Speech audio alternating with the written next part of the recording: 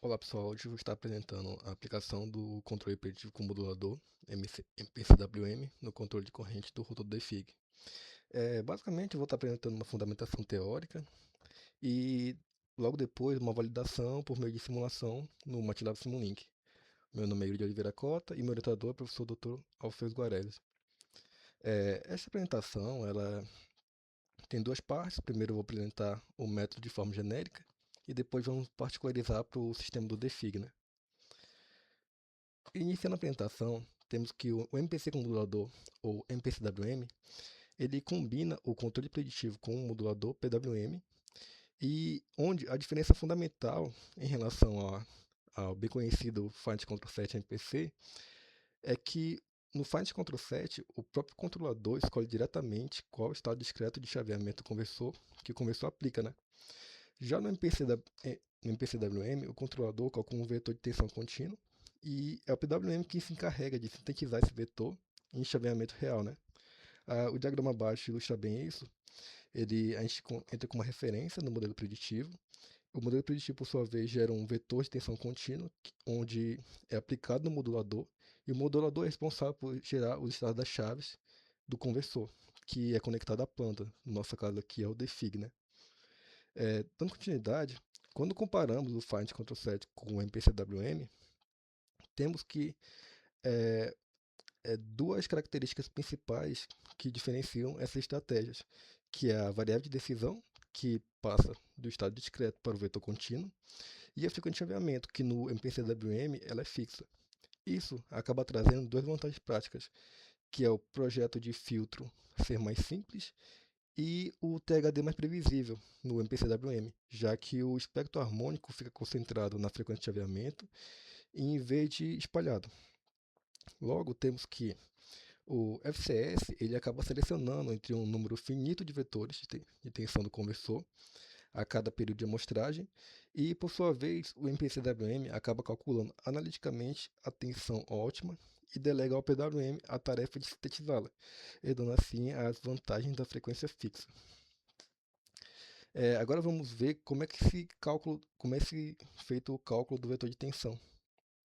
Para partir na modelagem do sistema, a gente precisa de um sistema que o nosso modelo esteja em espaço de estados. Na equação 1 é apresentado um espaço de estados contínuos, no qual nós temos o estado dos sistemas, denominado por x, a entrada de controle, que é o de t, e o distúrbio mensurável, que é o D de t, assim como as matrizes dos sistemas, que é a matriz de estados, BB, matriz de entrada, e GG é a matriz de distúrbio, né? Y de t é a saída e C é a matriz de saída, que é em função dos estados, né? Mas como o MPC precisa prever o estado futuro e o nosso controlador é digital, a gente discretiza aquele modelo com base no período de amostragem t, que é dado na equação 2. As matrizes discretizadas elas podem ser obtidas aproximando a série exponencial para o período de amostragem t, como é apresentado no slide. No entanto, para períodos pequenos, tipicamente de microsegundos, no modelo preditivo, os termos de ordem superior da série exponencial acabam sendo desprezíveis. Então, a gente faz essa aproximação para evitar o cálculo da exponencial de matriz a cada iteração e o que reduz o custo computacional online. Partindo para a predição em múltiplos passos, a gente vai fazer agora o cálculo das matrizes aumentadas por controle preditivo, basicamente assim, em vez de resolver a recursão passo a passo, por exemplo, K mais 1, K mais 2 e assim por diante, a gente acaba empilhando todas as predições futuras em uma única equação matricial, que é apresentada na equação 3, e essa é basicamente a ideia central que permite mais à frente a gente obter uma solução analítica fechada para o cálculo da tensão V, né? Da equação 3 nós temos os vetores de saída futuras previstas, que varia com base no NY, né, que é o passo de predição. V é o vetor de ação de controle, vetor de ações de controle futuras, onde NU é o vetor de controle, e D é o vetor de distúrbio previsto no sistema. Dando continuidade, nós Definimos então uma função de custo quadrática com dois termos, que está na equação 4. O primeiro é o erro de rastreamento, que é basicamente a diferença entre a saída prevista e a referência, e o esforço de controle. Com essa função quadrática e restrita em V, derivamos ela em relação ao mesmo e igualamos a zero. Assim, a gente consegue chegar numa solução analítica. Isso é fundamental, porque nesse caso a gente não precisa de um solver interativo a cada passo, o que seria inviável em tempo real, né?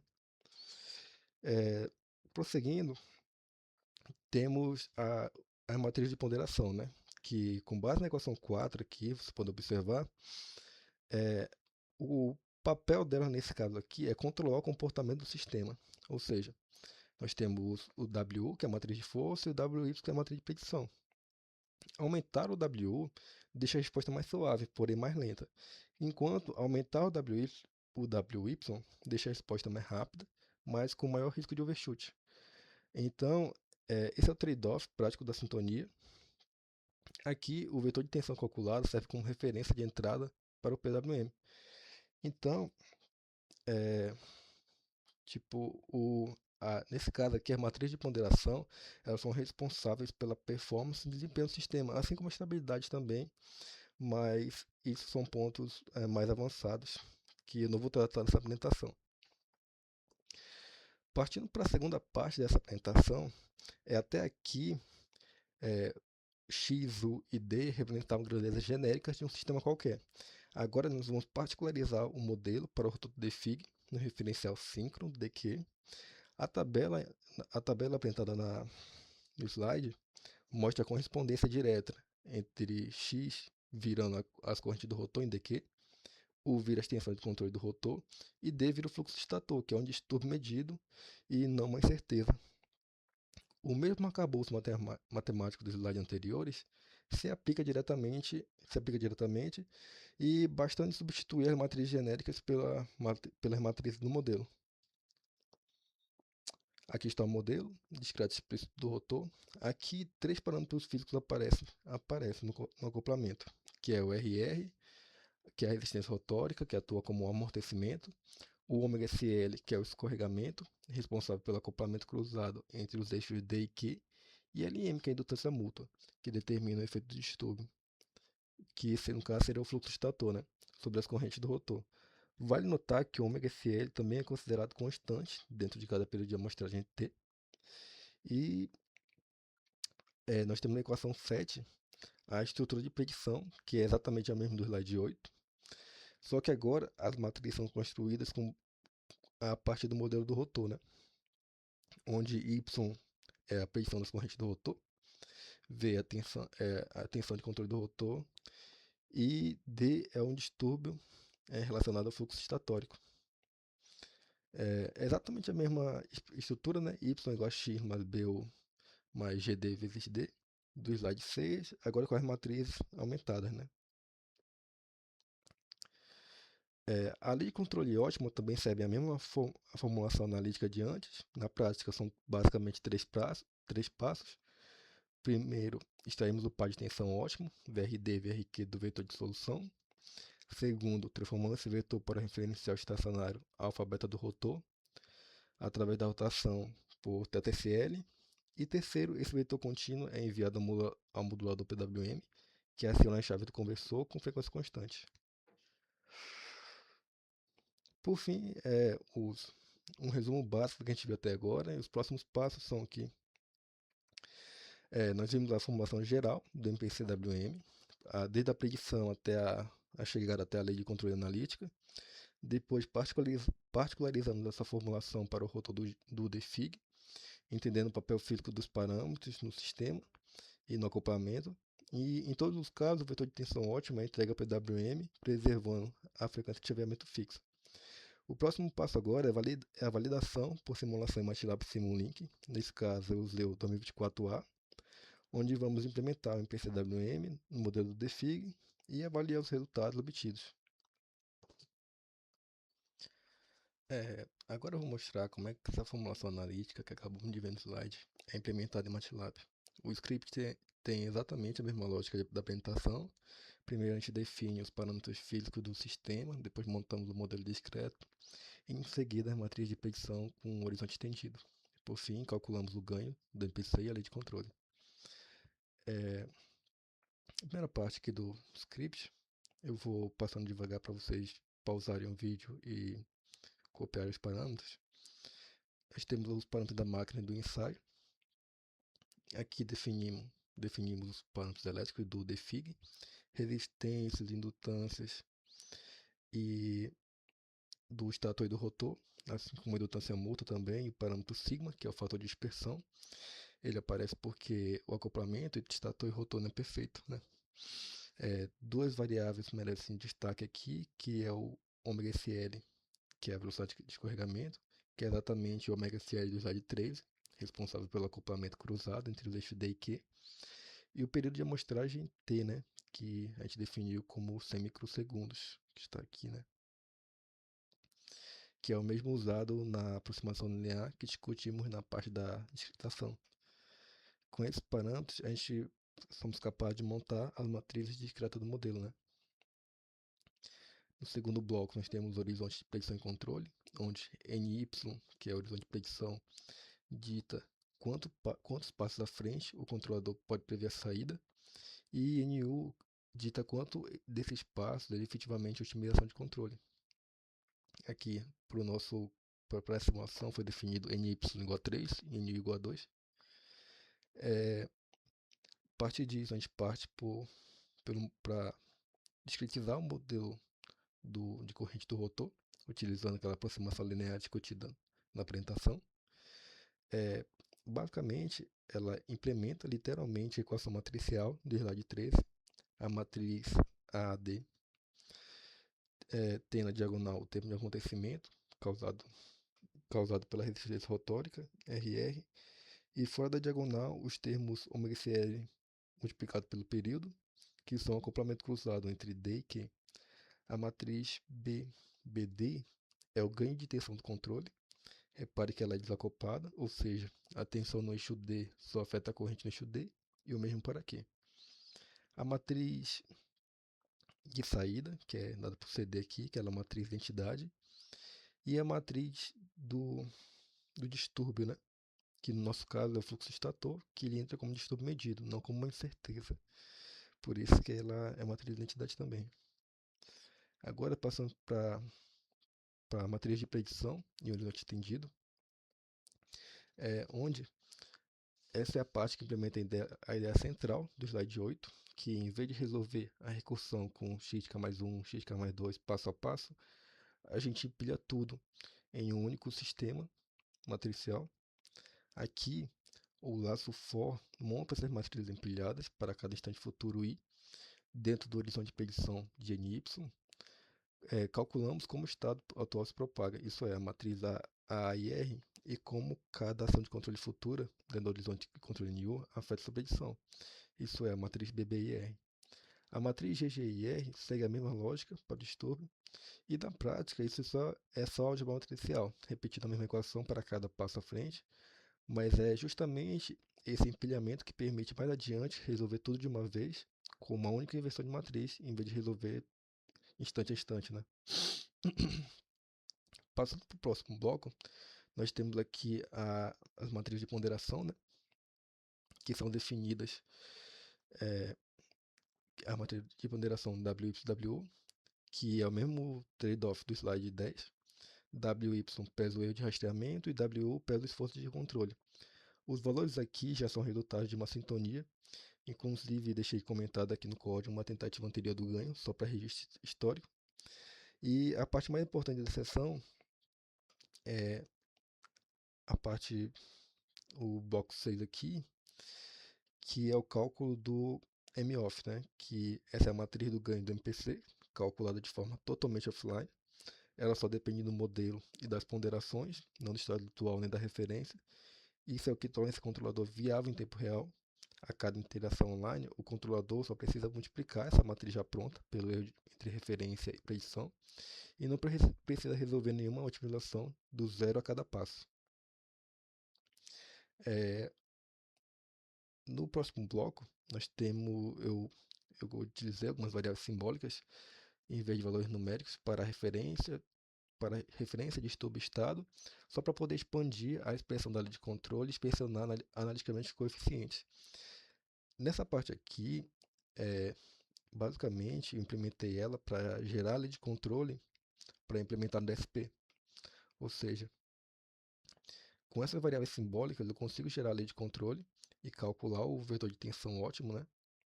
Que a gente vai ver posteriormente na simulação, mas de forma que eu posso copiar os coeficientes aqui dessa lei de controle e aplicar diretamente no DSP.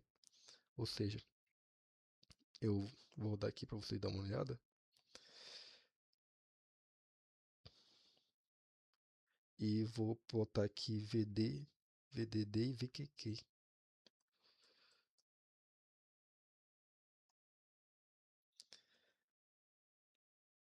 É tipo VDD, VQQ, tá aqui, tá VAR, que tá direto, tá? Ou seja, com esse código eu consigo obter as expressões que eu posso aplicar no DSP, né? Por exemplo, aqui as duas primeiras expressões é para componente D e para componente Q, né, do sistema. Essa expressão eu posso copiar e colar diretamente do DSP e rodar no controle. E eu posso fazer isso via offline aqui e aplicando lá. E isso depende do horizonte que eu colocar. Por exemplo, eu posso botar um horizonte 100 aqui. Como eu estou fazendo o cálculo offline dessa lei de controle, eu não gero um custo a mais no DSP, né? Então, o que torna a implementação em tempo real viável, né? Tipo, como foi dito no slide, a gente aplica primeiro o resultado das soluções, né? Então, seria esse dois aqui. Eu vou deixar aqui eu acho que você pode ir parando o vídeo e copiando cada bloco. O último bloco aqui é só uma conferência, não tem nada a ver. Então, basicamente é isso. Tipo, o script está pronto. Agora a gente vai partir para construção do modelo no Simulink. E é isto. Bom, pessoal, agora a gente vai começar a montar a simulação. Primeiramente, a gente vai precisar dos blocos da planta. Os blocos que a gente vai utilizar serão da biblioteca Simscape, do MATLAB Simulink. Nessa biblioteca, a gente vai em Electrical, depois em Specialized Power System e Electrical Machines, para pegar o DFIG, né, que é a Synthon Machine. Depois a gente vai pegar o conversor que a gente vai utilizar, que é em Power Electronics e Universal Bridge. A gente também precisa dos sensores para medir, né, a tensão e a corrente do sistema. Então a gente pega lá o Three-Phase Measurement, depois a fonte programável trifásica e a fonte DC que vai alimentar o barramento. E também não podemos esquecer do Power Guia. O Power Guia é o que faz esse bloco funcionar, então ele é imprescindível na simulação. Agora a gente vai fazer interconexão entre esses blocos. Conectar aqui a parte do estator. O estator ele é conectado diretamente à rede, né, no DFIG, e o rotor é conectado ao conversor. A gente vai colocar o sensor entre eles. A gente vai colocar para usar label e definir o que cada label significa, que é tensão do estator e corrente do estator, trifásica. A gente coloca entre o gerador e a rede, por assim dizer. Logo após, a gente tem que colocar um ground, né, tipo um terno para a fonte, senão dá erro. Vamos configurar com 220 tensão de linha, fase 0 e 60 Hz e fase terra, né? Tá tudo ok. Então agora a gente vai conectar mais um sensor de tensão e corrente, mas agora conectado entre o rotor e o conversor. Você vai fazer as conexões aqui. Pronto. Agora a gente vai renomear labels para tensão do rotor e corrente do rotor. Logo após a gente vai pegar o conversor e conectar também. O conversor que a gente vai usar, ele é com chaves IGBT, então a gente vai fazer essa configuração posteriormente. Depois de conectado, a gente vai conectar agora a fonte DC, que vai emular nosso barramento, né? Nosso barramento DC. A gente vai conectar duas fontes para emular uma fonte simétrica e a gente vai conectar um terra na interseção entre essas duas fontes. Depois a gente vai fazer a conexão. Eu esqueci de colocar no script, mas você tem que definir uma variável como VCC. Ela vai ser a nossa tensão do barramento. Como a gente está com uma fonte simétrica, a gente vai colocar metade do barramento em cada uma. Então vai ser VCC sobre 2 e VCC sobre 2. Logo após, eu crio um subsistema para deixar mais organizado. Tipo, não tem necessidade, se você quiser mesmo. E basicamente nossa planta está construída. Agora eu vou configurar os blocos. Configurar o bloco do conversor com IGBT. O resto deixa default. O bloco do gerador, a entrada mecânica, a velocidade e o referencial síncrono. Os parâmetros elétricos, o motor tem uma potência de 3 kW, tensão de 20 e frequência 30 Hz. Os parâmetros aqui, que é resistência do estator e a indutância, essa indutância aqui é a do estator menos a mútua, e embaixo é a do rotor, né? Resistência do rotor, indutância do rotor menos a mútua. A indutância mútua aqui a gente define como LM. Esses parâmetros estão todos definidos no script, né? A gente só está fazendo aqui chamar eles. O resto é definir o par de polos e o fluxo de potência, de carga, no caso, igual a zero. E pronto, basicamente isso, os parâmetros que a gente vai configurar aqui. Depois a gente define uma constante, que vai ser a nossa entrada de velocidade. Essa constante ela é definida no script também, como WMAC, né? Ela é uma velocidade em radianos. E a gente tem que monitorar também a velocidade da máquina, no eixo da máquina. Para isso a gente usa um bus selector. Esse bus selector a gente pode escolher qual é a informação que a gente vai tirar do motor. Nesse caso eu vou querer a velocidade do rotor. Então vou adicionar aqui, vou apagar essas duas que eu não estou utilizando. Agora, tá ok, estou confirmando. Vou criar uma GoTo, uma label para puxar esse sinal mais tarde. Vou declarar como ela como WM. E vou criar outra label para conectar aqui no conversor, da onde vai vir nosso sinal de chaveamento, o PWM. A gente vai criar mais posteriormente, né? WM. Ok.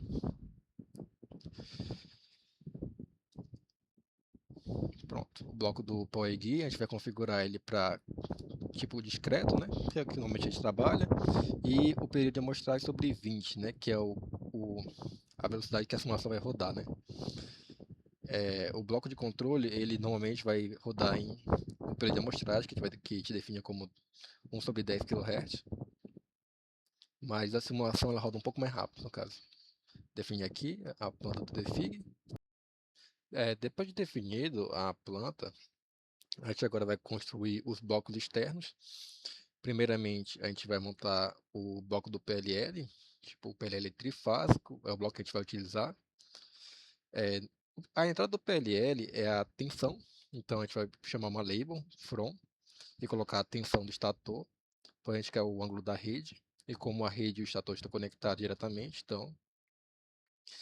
como o sistema está orientado pelo fluxo do estator, eu tenho que fazer essa defasagem do ângulo. Mas o ângulo do PLL ele já é adiantado 90 graus. Então, eu tenho que defasar esse ângulo que sai do PLL em π, porque eu quero que o nosso sistema ele é orientado pelo fluxo estator. E esse é defasado 90 graus da tensão da rede. Então, a gente declara aqui θs, que é o ângulo da rede, defasado já. Essa orientação ela acaba por simplificar os cálculos que a gente vai fazer mais tarde. A frequência que sai do bloco é em Hz, a gente tem que multiplicar por 2π para obter a frequência em radianos. Depois de multiplicado, a gente vai definir como ωs, essa frequência. Agora a gente vai calcular a frequência de escorregamento. A frequência de escorregamento é basicamente o θs menos o θm, que é o ângulo do rotor, né? Para fazer isso, a gente vai ter que vai adicionar um bloco somatório aqui, né? Vai pegar uma label from e definir como WM. A partir dessa label, a gente vai multiplicar pelo par de polos para ter a frequência angular mecânica. Mecânica não, elétrica. Pelo par de polos elétricos, é claro. E depois a gente vai integrar, né? Integrando esse valor, a gente obtém um ângulo. A gente vai usar aqui um bloco integrador e vai conectar esses três. A saída do integrador a gente conecta no bloco somatório e a gente consegue obter o ângulo de escorregamento, que é o que vai ser usado para fazer as transformações do referencial trifásico para o referencial síncrono das variáveis do rotor. As variáveis do estator, por sua vez, vão utilizar o θs. Agora a gente vai calcular também a frequência angular de escorregamento, que basicamente é a frequência angular do estator elétrica menos a frequência angular do rotor elétrica. Então a gente vai colocar aqui um bloco somatório, a gente vai subtrair da frequência angular do estator a frequência do rotor, angular elétrica do rotor, e assim a gente consegue a frequência de escorregamento, que é o que foi, mesmo que foi obtido, apresentado nas partes iniciais desse vídeo, dos slides no caso. Com isso pronto, a gente acaba por finalizar essa parte de obtenção de ângulos, né? Tanto o ângulo da rede como o ângulo de carregamento e a frequência de carregamento, que serão posteriormente utilizados no bloco de controle e nas transformações. Agora que eu vou definir o nome do bloco, né?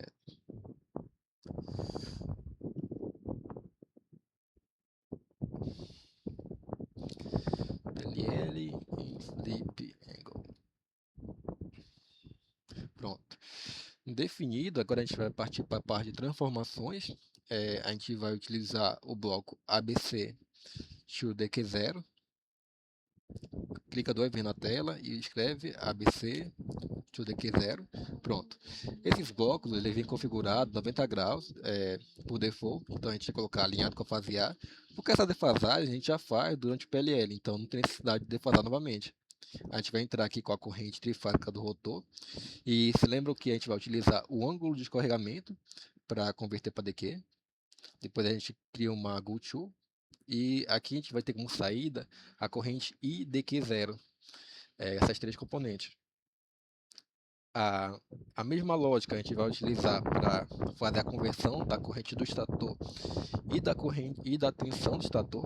Então a gente vai só copiar o bloco e trocar as variáveis de entrada e saída. Na saída aqui a gente colocar IDQS0, não R mais. E aqui VDQS0. Pronto. Na entrada também a gente vai mudar para IABCS e VABCS embaixo. O ângulo muda porque agora a gente está com variáveis do estator, então a gente vai para θs e VABCS. Pronto. Basicamente são essas conversões que a gente tem que fazer para essa estratégia, para esse controle de corrente. Vou organizar aqui no bloco novamente. Aqui. Não. Tá. ABC to DQ. Com isso feito, agora a gente vai passar para a parte do cálculo do fluxo. Dado que o sistema está orientado pelo fluxo do estator, a equação para calcular a magnitude do fluxo ela é simplificada. Então, a gente vai utilizar um MATLAB Function para isso. MATLAB Function. Aqui a gente vai definir, aqui a gente pode escrever código, igual código C basicamente, mas só que com a linguagem do MATLAB, é claro. A gente vai definir o bloco, o período de amostragem no bloco, é um bloco discreto no caso, né? E a gente vai escrever aqui a função de cálculo da magnitude do fluxo. Aqui a gente vai ter como saída a magnitude e os parâmetros de entrada são a indutância mútua, indutância do estator, corrente do rotor e corrente do estator no eixo direto. Aí a gente vai escrever aqui a fórmula, que é lambda S, é igual a IDS vezes LS mais IDR vezes LM. Pronto, agora a gente tem a magnitude do fluxo do estator. A gente tem que definir as variáveis que a gente definiu ali em cima da função como parâmetros. Porque LM e LS não são entradas, são parâmetros do script. A gente vem aqui, parâmetro data, aqui também. As únicas entradas são as correntes e a saída é o fluxo, né? Então a gente vai pegar as labels aqui. A gente vai usar um demux para separar, porque a gente tem 3 componentes, né? Tem a componente D, Q e 0. Então a gente conecta aqui, colocar uma saída 3, um demux. E aqui também embaixo, né? Para corrente do estator. A gente pega primeiro a primeira componente, pronto. Só consertando o bloco. A gente vai definir mais uma label, que vai ser o fluxo, né? Chamar de lambda S, por exemplo. Pronto. Definido o cálculo do fluxo, agora a gente vai passar para o cálculo das referências do nosso sistema, referência de corrente. Por conversão, o, o defig a gente tem que adotar quando o sistema está injetando ou absorvendo potência. Nesse caso aqui que a gente está trabalhando, eu adotei que quando o sistema está injetando potência na rede, essa potência é negativa, e quando está absorvendo, essa potência é positiva. É negativa injetando, positiva absorvendo. Dito isto, a gente vai criar agora o bloco. Aí a gente vai utilizar novamente o MATLAB Function. A gente vai escrever aqui. Por quê? Porque as referências de corrente são calculadas com base nas referências de potência, né? Na potência eu quero na saída. E, é claro, nos parâmetros da máquina. Então, eu vou definir aqui IDRREF e IQRREF. Pronto. Agora, eu vou definir quem é quem, vou criar as variáveis.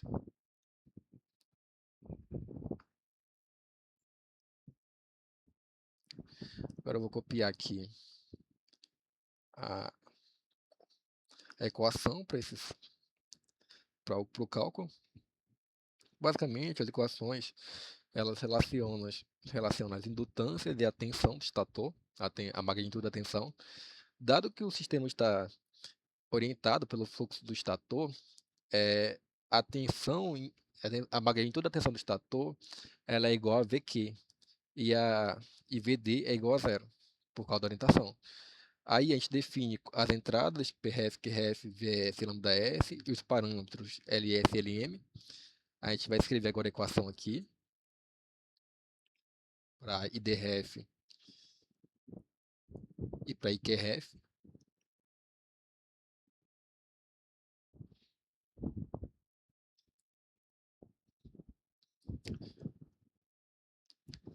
Portanto, VF é a componente Q da tensão do estator, porque, como eu disse, né, o sistema está orientado. Então, essas simplificações elas são realizadas, no caso.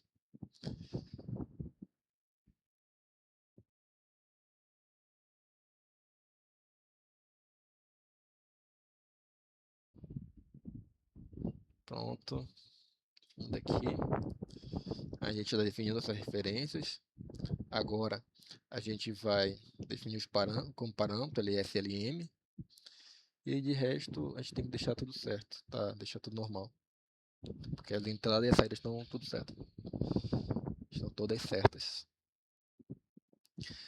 Agora a gente vai colocar os blocos para gerar referência. Eu vou estar utilizando aqui um gerador de degrau, que é esse gênero discreto. Esse daqui eu vou colocar referências de menos 500 a menos 1000, que vai ser a potência ativa no caso. Para reativa eu vou colocar os mesmos valores, mas a diferença é que eu vou usar um transporte delay para dar uma defasagem entre esse gerador de referência, para não dar um degrau no mesmo instante, né? E para a gente ver o acoplamento entre os dois. Então, vou colocar aqui um transporte delay. Eu vou dar um delay de 0,25 segundos, no caso, e colocar entre o gerador da onda e a entrada. Pronto, agora eu vou pegar a componente Q da tensão do estator. Vou usar um demux para separar, porque aqui eu tenho DQ0. Vou colocar 3. Vou pegar o segundo componente. Pronto. Da mesma forma, agora eu vou pegar o fluxo do estator, né? Vou pegar aqui a label, vou puxar a lateral, consigo puxar um from. E vou criar duas labels para corrente de referência, né? aqui, IDRF,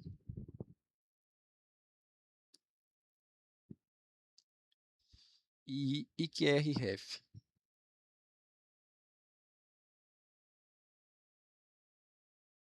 Pronto. Com o bloco de referência criado, agora a gente vai passar para a construção do bloco de controle. Vou só organizar aqui para ficar mais fácil de observar. O bloco de controle, ele basicamente vai pegar as matrizes e o ganho que a gente calculou através do script e vai jogar aqui na simulação, com que vai ser o ganho, no caso, ele vai ser multiplicado pelos valores medidos de corrente e as referências, assim como o distúrbio, dado que o distúrbio é uma entrada que depende do fluxo do extrator. A gente vai construir agora aqui o bloco do controle. O bloco do controle, vou só pegar aqui o que a gente já tem pronto e vou explicar em cima, para ver que fica mais fácil. Esse bloco vai ter como saída as tensões VD e VQ, que serão o input do PWM. Então, a gente vai declarar aqui a função, que é MPWM. A gente vai ter as variáveis frequência de carregamento, o fluxo, a corrente medida, DQ, a corrente de referência, as indutâncias, o período, o fator sigma, né? LS, LR, o horizonte de predição, NY, e as matrizes aumentadas calculadas anteriormente, que é A e R, o ganho do MPC e a matriz de distúrbio aumentada também. Dito isto, a gente vai calcular agora declarar aqui como uma saída, né, VD e Q, e vai calcular o distúrbio, né, que em função do fluxo do extrator. Esse distúrbio pode ser definido como uma matriz coluna, onde o primeiro elemento é zero e o segundo elemento é os parâmetros da máquina multiplicado pelo fluxo, e os acoplamentos, é claro, né? Isso a gente vai utilizar para calcular a YREF, que é a matriz aumentada em relação... Não, essa parte de DDIR vai calcular DDIR, que é a matriz aumentada em relação ao distúrbio. E essa referência que a gente colocou, a gente vai calcular o YREF e R, que é a matriz aumentada em relação à referência de controle. Só um minuto, deixa eu só terminar de escrever aqui. Pronto. Agora, YREF, que é a matriz aumentada. A gente vai entrar com as referências de corrente. Então, a gente vai expandir essas referências com base no nosso horizonte de predição, que é o NY. Da mesma forma, a gente vai criar a matriz aumentada em relação ao distúrbio, utilizando RapMatch.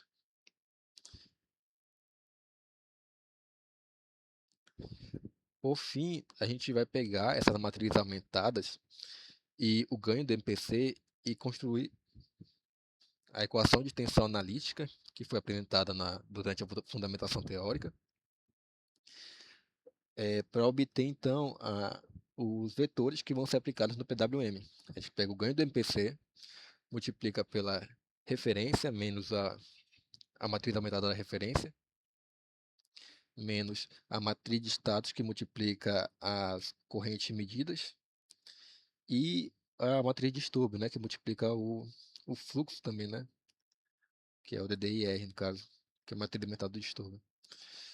Com isso, a gente pega esse valor de tensão e essa tensão, no caso, escolhe as primeiras soluções, que são o primeiro a VD e VQ, né? E a gente vai aplicar no conversor. Pronto.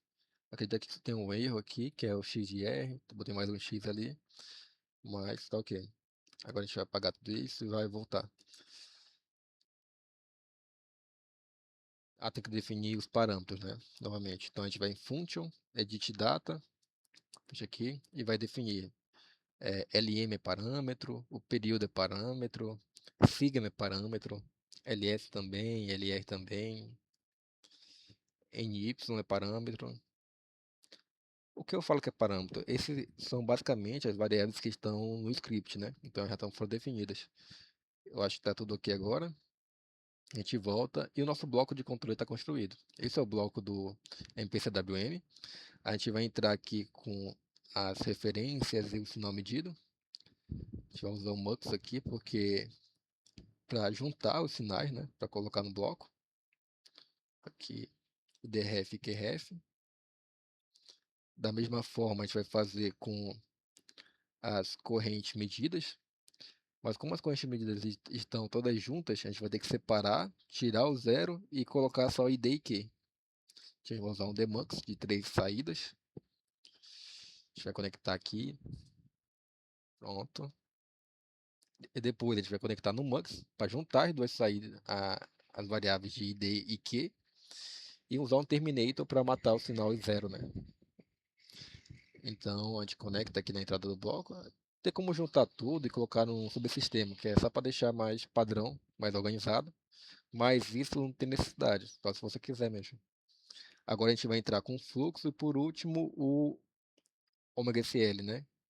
Que é a frequência regular de escorregamento. Elétrica de escorregamento, né? Vou copiar aqui. Dá um Ctrl X e um Ctrl V, né? Acho que ele foi para outro lugar. Tá aqui. Aqui. Pronto. A partir disso, a gente vai criar dois labels para pegar o sinal de VD e de VQ.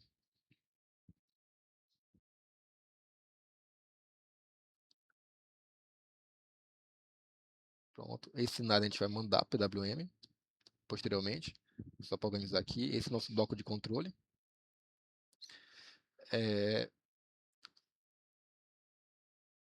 Dado que a gente faz o cálculo do ganho e daquelas matrizes aumentadas offline, a gente reduz bastante o custo computacional e torna isso viável em implementação real, como por exemplo do DSP. Mas é claro que eu posso fazer esse cálculo online também e gerar matriz online, mas tipo, dado que o sistema não tem restrições, não teria necessidade de fazer isso. Agora a gente vai a gente vai ter que converter, né, os valores de tensão de VD e VD e VQ para trifásico, para colocar no PWM. A gente vai utilizar o MUX de 3 entradas, porque a entrada do bloco aqui é DQ0, né? Então, a gente vai colocar VD e VQ, vai criar um bloco constante e definir o valor igual a zero. Pronto. O ângulo que a gente vai utilizar para converter para trifásico é o ângulo de escorregamento. Então, a gente vai definir aqui uma label, colocar θFL. Pronto. Conecta aqui na entrada do bloco. E a gente vai ter aqui o nosso sinal trifásico, né? A gente vai usar o bloco PWM Generator Three Phase Two Level. E essa parte aqui embaixo, o VDC, ela se refere à normalização final que a gente está utilizando, né? A gente está utilizando VCC sobre 2, a frequência de chaveamento do bloco é 1 sobre o período, né? E o tempo de amostragem é o período sobre 20 da simulação, no caso. A saída aqui, a gente está utilizando o mesmo bloco que a gente criou no início, que é o PWM, a label, no caso, né? E basicamente esse é o bloco. O VCC sobre 2 é porque a queda de tensão, quando a gente usa o PWM nas chaves do conversor, ela é a tensão pelo menos nos dois níveis, ela é a tensão do barramento dividido por 2. Quando a gente vai utilizar o Find Control Set, por exemplo, esse valor de queda de tensão é um pouco maior. Ele é, se não me engano, 66,67 volts para uma tensão do barramento total de 100 volts. Então, isso se refere a isso. A gente se coloca aí a queda de tensão da chave, no caso, né? Que é VCC sobre 2. Agora a gente vai monitorar os sinais. A gente vai colocar um bloco scope. A gente vai abrir ele aqui. Vai definir duas entradas. Duas entradas com dois plots. View, layout, dois plots. Pronto. Aqui a gente vai colocar os sinais medidos e os sinais de corrente medidos e o de referência, IDQR0. A gente vai separar com o demux. Pronto. K3. A gente vai usar um terminator aqui no último terminal, né? Que é o 0. Depois a gente vai usar um mux para juntar os sinais, porque a gente vai colocar ID medido e IDRef no primeiro canal e IQ medido e IQRef no segundo canal. Então a gente bota aqui ID, IQ. Agora a gente vai botar um from com os valores de referência, IDRref e IQRref no caso, né? Tem que mudar aqui. Pronto. Acredito que está tudo ok. A gente vai salvar. Antes de... A gente vai definir um tempo menor, né? Só para verificar se o sistema está funcionando. Compilando aqui, ver se não vai dar nenhum erro. Não deu nenhum erro. Uma coisa que eu gosto de fazer em toda simulação é deixar o passo fixo. Quando o passo está variável, a gente pode ter um erro no sistema e tipo, já aconteceu bastante. Então eu gosto de trabalhar com passo fixo porque eu sei como é que o sistema está trabalhando no caso, tipo o passo que está trabalhando. Agora eu vou rodar aqui. Então eu deixo o passo fixo em relação a t sobre 20, né? Tem um transitório inicial, mas é porque a máquina está partindo do zero e eu rodo com uma referência inicial, né? Então, isso é normal. Vocês podem ver que o sistema está seguindo, né? Os valores de... Esse valor de corrente são calculados com base na potência, né? Podem observar que ele está seguindo. No entanto, quando a gente der um zoom aqui, vocês podem perceber que tem um pequeno offset em relação à referência, né? Em relação ao sinal. Normalmente, isso é causado por, pelos ajustes dos fatores de ponderação, horizontes, mas nesse caso aqui da simulação, aconteceu isso porque eu esqueci de botar alguns blocos, o período de amostragem. Como eu estou trabalhando com discreto, com power gain discreto, eu tenho que me atentar para isso. Então, aqui, você pode ver que tem um offset nas duas componentes e eu vou ter que corrigir isso, né? Porque quando eu não defino um período de amostragem para os blocos, eles vão usar o da simulação. E o da simulação acaba que está um pouco maior. Então, tipo, o período de amostragem está um pouco menor no caso.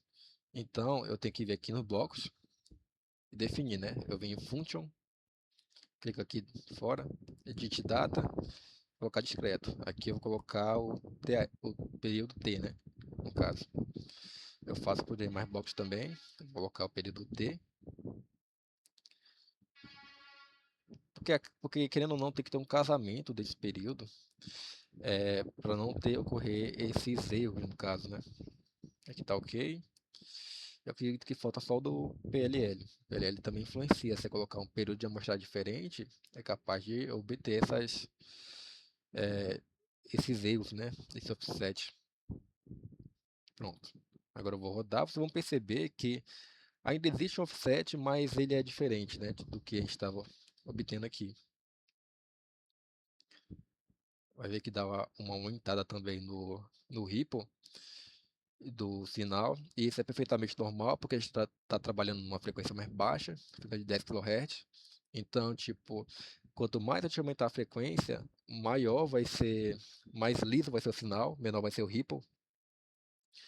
E pronto, você pode ver que na componente D, a referência básica, o offset diminuiu bastante, está praticamente casado. Essa oscilação, ela se deve basicamente porque o sistema não está na velocidade síncrona.